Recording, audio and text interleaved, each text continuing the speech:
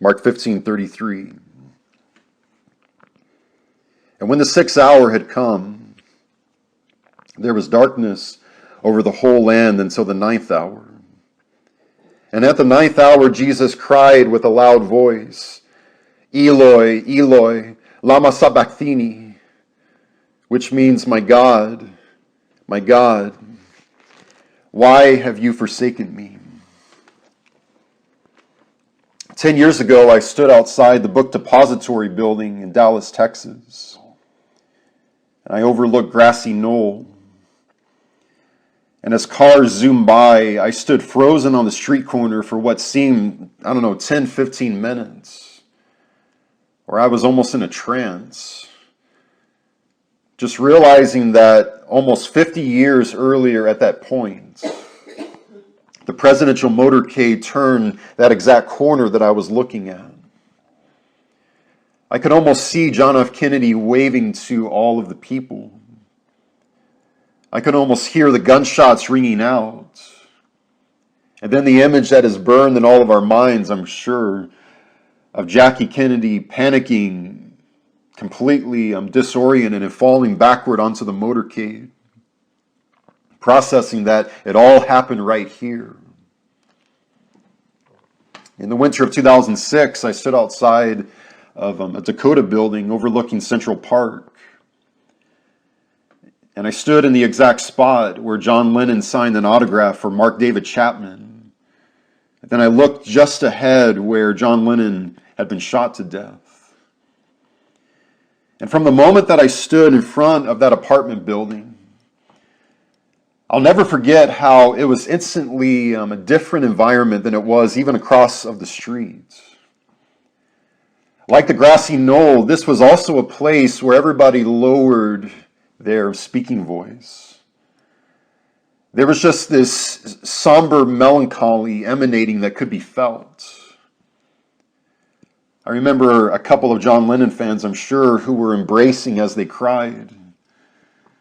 And the only words and conversation that I could hear in that place as I stood there was only the most occasional whispers, overhearing other people saying that it was there. That's where he fell, just beyond the gates. I mean, these were some of the most shocking and devastating tragedies of the 20th century.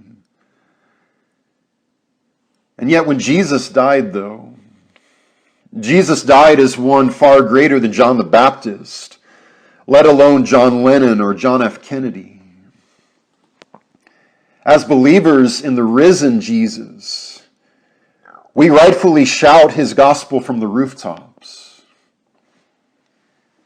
And yet the longer that we stand at the foot of the cross, and the deeper that we delve into each final sentence that he utters from up above there, what Jesus says on the cross, well, it is so devastatingly holy that it almost demands to whisper it, even as Jesus screams it from the cross. And yet, as we notice in our text, Mark reveals Jesus had been crucified from roughly 9 a.m. until roughly 3 p.m. 9 a.m. is what we heard last week as Jesus says the very first words, Father, forgive them, for they do not know what they do. And yet then we learn, though, that between noon and 3 o'clock, there's this absolute darkness that falls upon the entire Judean landscape.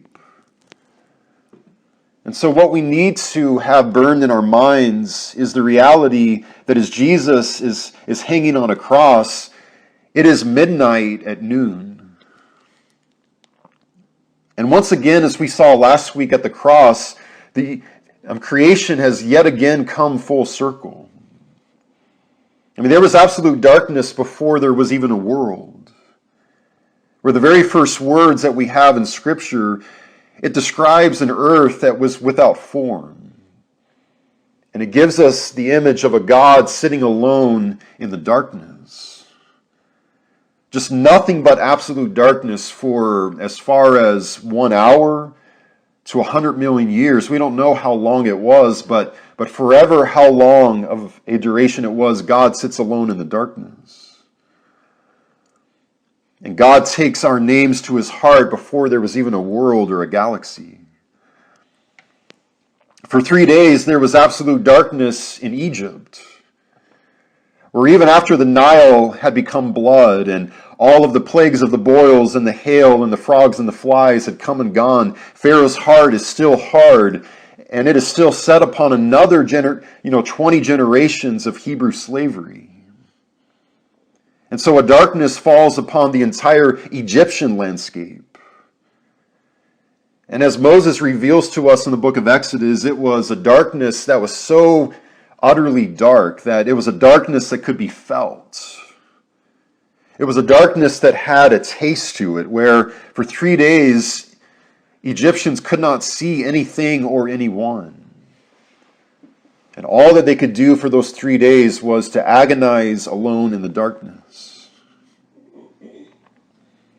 And now as Jesus is nailed to a cross in absolute pitch-black darkness, this was especially a darkness that could be felt, where even the sun has hidden its face from what is occurring down below, refusing to shine, its rays snuffed out like a candle. I find it interesting how the Roman astrologers of the time, writing about this exact event, say that it was so dark that the stars were completely visible at noon. And the prophet Amos thought that he was speaking about something else. And yet this is truly the bitter morning that he spoke of hundreds of years earlier, where God, through the prophet Amos, writes in Amos chapter 8 and verse 9, that upon that day declares the Lord God, I will make the sun go down at noon, and I will darken the earth in broad daylight. I will turn your feast into mourning, and I will turn all of your songs into lamentation. I will bring sackcloth upon every waist and baldness upon every head. And then he says that I will make it like the morning for an only son, and the end of it like a bitter day. And so now it is midnight at noon. And yet for Jesus, it's been dark for much longer than that. Where the evening before, we remember that in the upper room as Judas Iscariot stands up and he leaves to go betray Jesus, John says rather poetically that it was night. And soon thereafter, as Jesus is being arrested in the Garden of Gethsemane, what he says to the chief priest is that, hey, this is your hour. And this is the power of darkness. And now as Jesus hangs on the cross in absolute darkness, it is the darkness of the virgin earth. It's the darkness of Egypt that could be felt. It's the darkness of a religious world, the blind hypocrites who hate and despise their own brother and neighbor, and they can't see where they're going because of it. It's the darkness of all of the sin and all of the corruption of all of humanity cast upon this scapegoat Jesus, wrapped together in one. This is the moment when Jesus once again speaks from the cross. And in the original language, what it implies is not just a cry, but an unusually loud cry.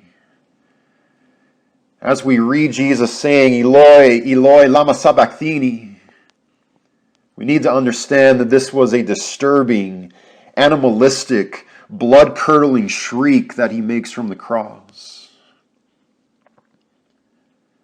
And as we look at the words and as they just stare at us from the pages of our Bibles, this is such a human cry, isn't it? The cry of why. Every single one of us knows how it feels when it is midnight at noon in our lives. When absolute darkness falls upon the landscape of our lives and it covers the landscape of our souls. It's the moment and the seasons of our life when our vocabulary and our prayers are reduced to just one and only one word, and that is the cry of why. It's the faithful man who loves God with all of his heart, soul, and strength. And he loves his wife as Christ loves the church. He loves his children with all of his heart. And yet then he discovers that for the past 2.5 years, his wife has been having affairs behind his back. She divorces him one day. And soon many people at church begin whispering not about her, but about him. They begin hypothesizing that maybe he isn't such a faithful man of God after all. And they begin saying things that maybe he is not even a Christian at this point anymore. A couple years later, his children move out of his house, and now he finds himself sitting all alone by himself in the darkness. And I mean, all that he can do is to agonize at the crucifixion of his marriage, at the Golgotha of his family, at the skull of his reputation. And he cries, my God, why?" It's the young couple who aren't exactly so young anymore because they have suffered many miscarriages. And yet at last there is a child that they conceive and they have a baby shower and they are just walking on air after all of these years waiting and agonizing, God, please give us a child. She is finally conceived. 9 months later, she gives birth to a baby girl who then catches a freak virus 12 hours later, and she dies in the hospital. And all that they or anyone else who they know can do is to cry, God, why? It's what gnaws at the world whenever it watches the news at night, where the world cries, God, why are there earthquakes? Why does cancer even exist in this world? Why do atrocity after atrocity and war crime after war crime continuously happen in Ukraine? God, why is something this barbaric still happening in the 21st century world? God, why is this happening? God, why won't you intervene? My God, why, after all of these years that I've been faithful to you, why is this happening or why is that happening? And as agonizing as the 3 hours of the darkness is for Jesus on the cross, I mean, it gets even worse for Jesus. And what was worse than the 3 hours of absolute darkness were the 3 hours of silence from the heavens. Whereas Jesus is in the dark, what he processes is that angels are not going to be bailing me out of this. I'm not going to be able to just merely slip through everybody's midst and to escape as I did all those other times. Jesus mentally understands that I'm going to die. And I'm going to die in this absolute pitch black darkness. And so as Jesus screams his voice box hoarse with why, well, this was heaven's response.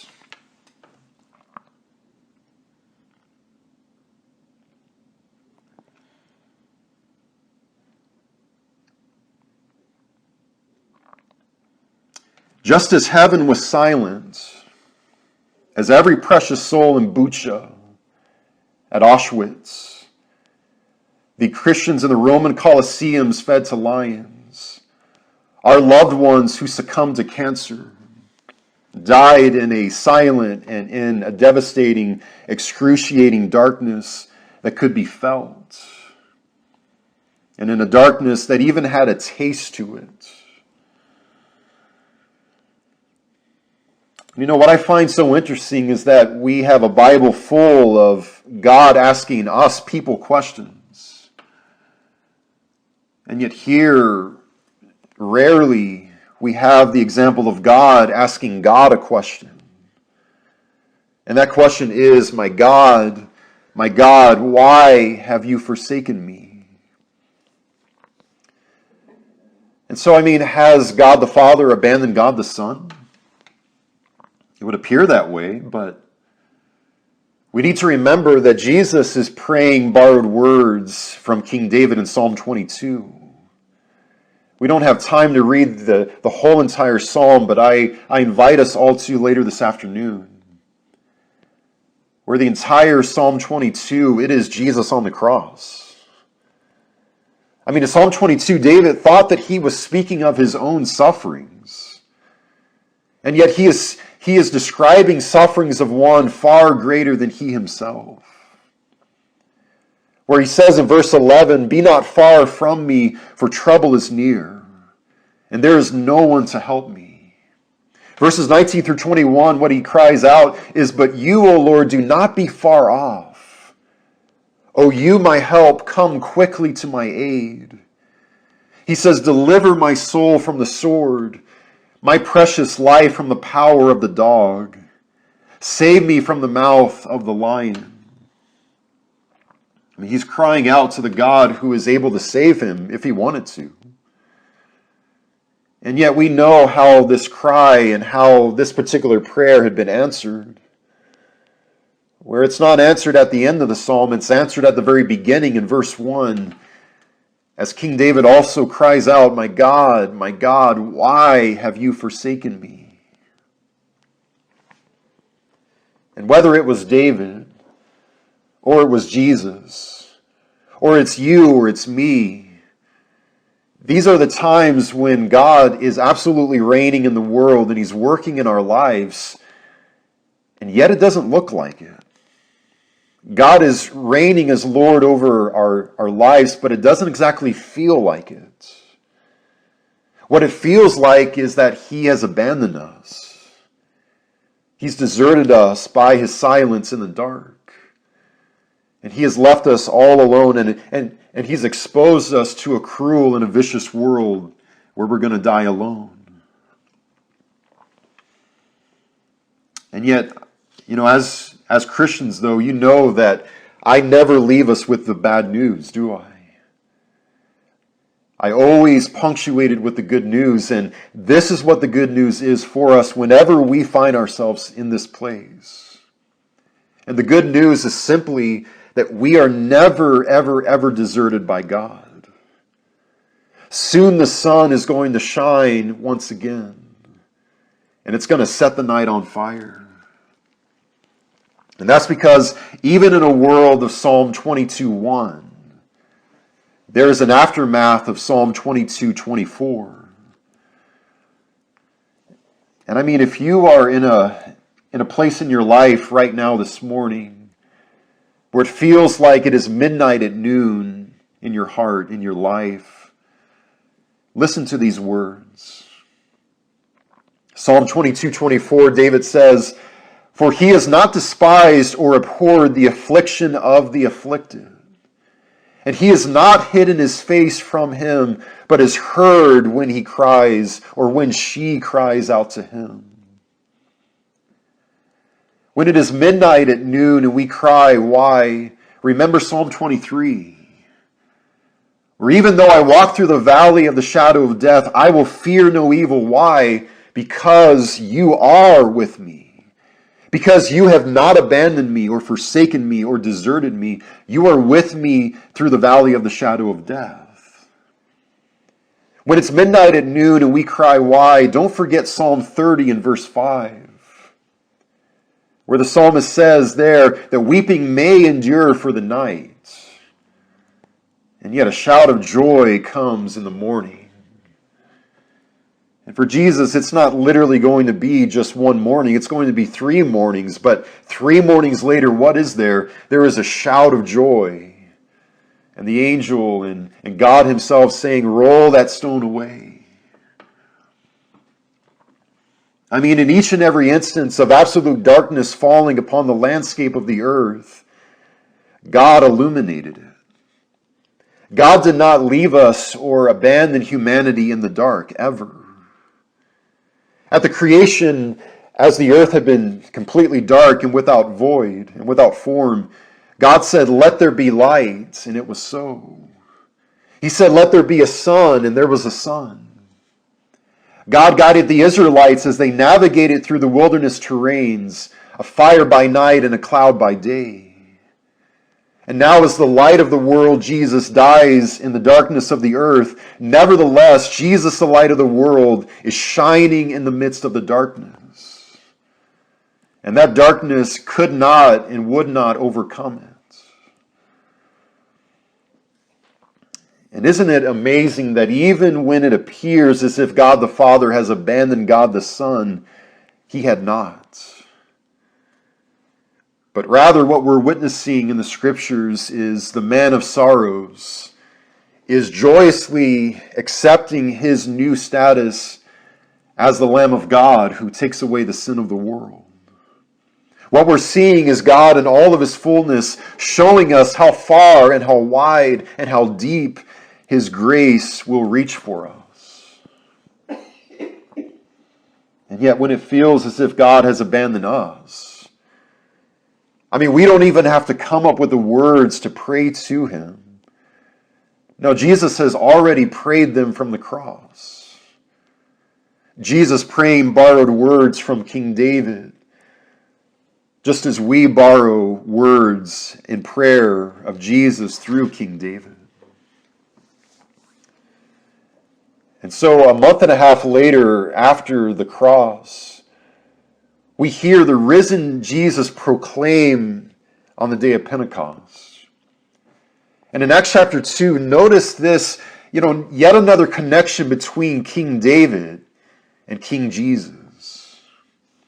Or in Acts chapter 2 and verse 25, what Simon Peter says on that day is, as King David said concerning Jesus, I saw the Lord always before me, for he is at my right hand that I may not be shaken.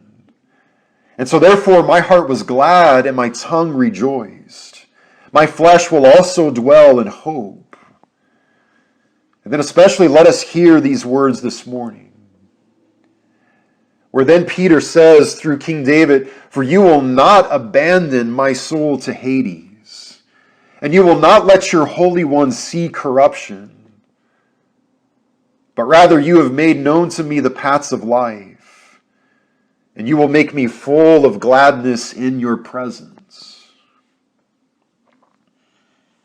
And so, my brothers and sisters, when the darkness of midnight falls all over your land at noon, and you feel alone, and you feel forsaken, and you feel abandoned and deserted, like David, wade into that raging torrent.